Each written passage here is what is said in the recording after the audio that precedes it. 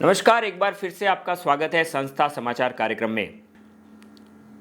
वैसे तो संत आशाराम जी आश्रमों के द्वारा भारत भर में बहुत सी जगहों पर सेवा कार्य किए जाते हैं, परंतु जम्मू आश्रम में जम्मू के साधकों द्वारा विशेष रूप से बहुत से सेवा कार्य इस बार किए गए।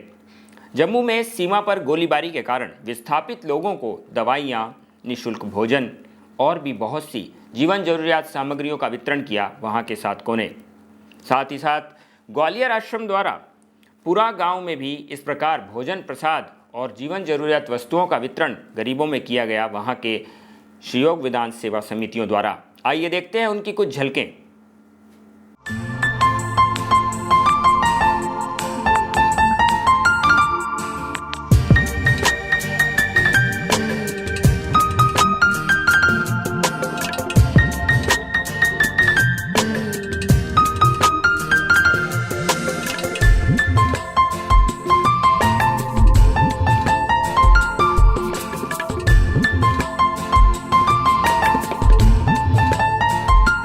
रतलाम मांगल्य मंदिर में जहां संत आशाराम जी बापू की रिहाई को लेकर हवन का कार्यक्रम किया गया, जप एवं प्रार्थना का कार्यक्रम किया गया, वहीं दूसरी ओर भिवानी हरियाणा में व्यसन मुक्ति अभियान चलाकर हजारों लोगों को व्यसन मुक्त रहने की बहुत सी सीख दी संत आशाराम जी बापू के भक्तों ने। भारत भर में जगह जगह पर इस प्रकार के सुप्रचार सेवा अभियान, नशा मुक्ति अभियान, ऐसे सेवा कार्य संत आशाराम जी बापू के आश्रमों द्वारा किए जाते हैं। भारत के विभिन्न इलाकों में राष्ट्र जागृति यात्राएं निकालकर संत आशाराम जी बापू को अपना समर्थन दे रहे हैं बहुत से हिंदू संगठन, भारत की जनता और बहुत से वो नागरिक जो आज संत आशाराम जी बापू के साथ हैं। जी हाँ, भारत के बहुत लोग इस बात को जान चुके हैं कि किस प्रकार आज हिंदू संतों को फंसाने की कोशिश की जा रही है और संत आशाराम जी बापू पर झूठे एवं अनर्गल आरोप लगाकर एक भारत के प्रतिष्ठित संत को फंसाने की कोशिश हो रही है। इसीलिए भारत भर के विभिन्न इलाकों में राष्ट्र जागृति यात्राएं निकालकर अपना समर्थन दे रहे हैं जनता के लोग संत आशाराम जी बापू को। ऐसी ही कुछ यात्राएं प्रयागराज उत्तर प्रदेश, पालनपुर गुजरात, देवास मध्य प्रदेश, धार मध्य प्रदेश, सीतामढ़ी बिहार, बोईसर महाराष्ट्र, जम्मू, नांदेड़, इंदौर मध्य प्रदेश, बड़ौदा, अलीगढ़ उत्तर प्रदेश, बलौदी, सागर और नागपुर में निकाली गई। आइए देखते हैं इन यात्राओं की कुछ झलकें जो भारत भर से निकाली जा रही हैं।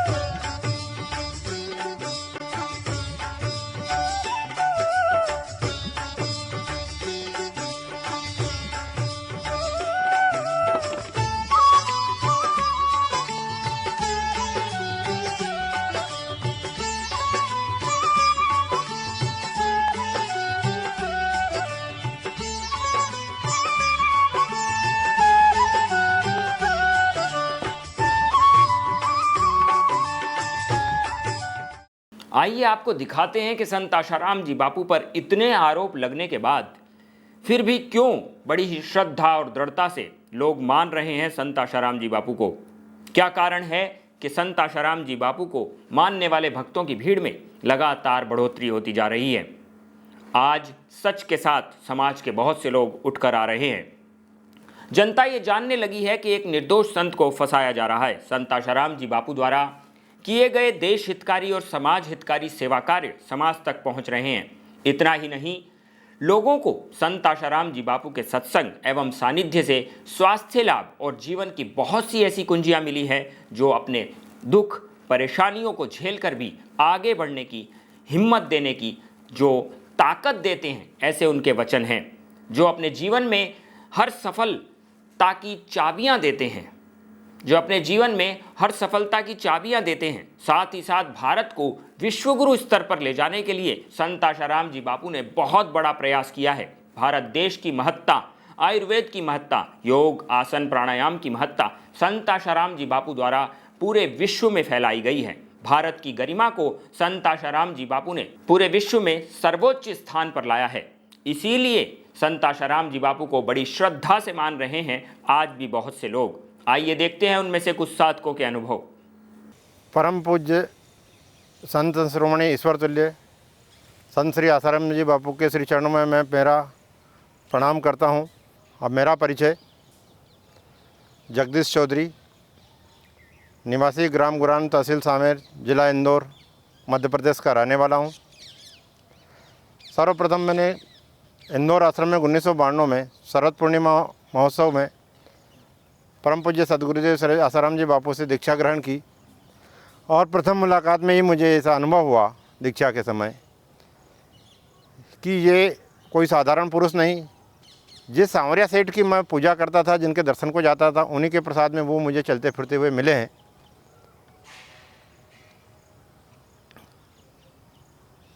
गुरु दीक्षा के बाद जीवन में कई जो है अनुभव आए। सारे अनुभव यदि मैं बताने लगूं तो एक ग्रंथ लिख जाएगा और अनुभव पूरे नहीं होंगे। फिर भी कुछ अनुभव मैं आप लोगों के सामने बयान करने की हिम्मत करता हूं। इसमें मेरा कुछ नहीं है, जो कुछ है मेरे गुरु कृपा से मुझे अनुभव हुए हैं। दीक्षा के समय मुझे इच्छा हुई थी कि पूनम दर्शन करने, उस दिन शरद पूर्णिमा थी और लोग पूनम दर्शन करने आए थे। तो उस समय मेरे मन में भाव आया था गुरुदेव कभी मेरा भी पूनम दर्शन का व्रत चालू हो जाए। पूर्णिमा व्रतधारी गुरुदेव के दर्शन किए बगैर अन्न जल ग्रहण नहीं करते जब तक दर्शन नहीं हो। कालांतर के बाद जनवरी 94 में गुजरात के लुणावाड़ा में पूनम दर्शन कार्यक्रम था और हम लोग सहयोगवशी दर्शन करने के लिए जा रहे थे। खूब खाने पीने के बाद 3 साथी थे। एक ने कहा कि आज पूर्णिमा है, गुरुवार है, और यदि गुरुदेव अपन लोगों को कहते हैं कि वो पूनम दर्शन करने आए तो फिर क्या करेंगे। मैंने कहा यदि गुरुदेव ये कहते हैं कि पूनम दर्शन करने आए तो आज से किसी भी कीमत पर पूनम दर्शन होगा। जैसे तैसे हम रात को 10 बजे आश्रम में पहुँचे। सारे दरवाजे बंद हो चुके थे, लाइट बंद थी। अंदर कोई साधकों के साथ मीटिंग चल रही थी। बापूजी ने हम लोगों को अंदर आने की आज्ञा दी। श्री चरणों में जैसे ही मैंने सिर मत्था टेका, सिर नवाया और बैठा हुआ, तो पूज्य श्री ने एक सेवफल का प्रसाद मुझे देते हुए यही शब्द कहे कि वो पूनम करने आए हो क्या। और मैंने गर्दन झुका कहा जी। तब से आज तक गुरु कृपा से मेरी पूनम लगातार चल रही है। कोई परिस्थिति नहीं आई, घर में खुशी का माहौल हो, गमी हो, शादी हो या कोई भी परिस्थिति हो, गुरु कृपा मेरी पूनम आज तक अक्षुण्ण बनाए हुए हैं। पिछले 1 वर्ष से पूज्य श्री जोधपुर जेल में एक पूर्णिमा अहमदाबाद में हुई, बाकी पूर्णिमा को मैं जोधपुर पहुंचा हूं। किसी पूर्णिमा को कोर्ट पैसी के दौरान दर्शन हो जाते हैं, किसी पूर्णिमा को दर्शन जब नहीं होते हैं तो गुरु आज्ञा से हम गुरुदेव को जेल के बाहर अर्घ्य देकर उपवास तो खोलते हैं, पर उस रात को गुरुदेव हमारी कभी पूनम खाली नहीं जानते, सपने में दर्शन देते हैं। इसलिए मैं ये बात सत्य है कि गुरु और शिष्य के बीच काल और देश की दूरी नहीं होती। ये हर पूर्णिमा पे सिद्ध होता, मेरा खुद का अनुभव। कई निंदक लोग मुझे गुरु जी के बारे में कई तरह के प्रश्न करते हैं। जनरली तो मेरे से देख के ही किनारा काट जाते हैं कि ये बापू का पक्का बच्चा है। फिर भी कुछ हिम्मत करके पूछते हैं तो मेरा उनसे एक ही प्रश्न होता है, क्यों भाई, तुमने कल क्या खाया था?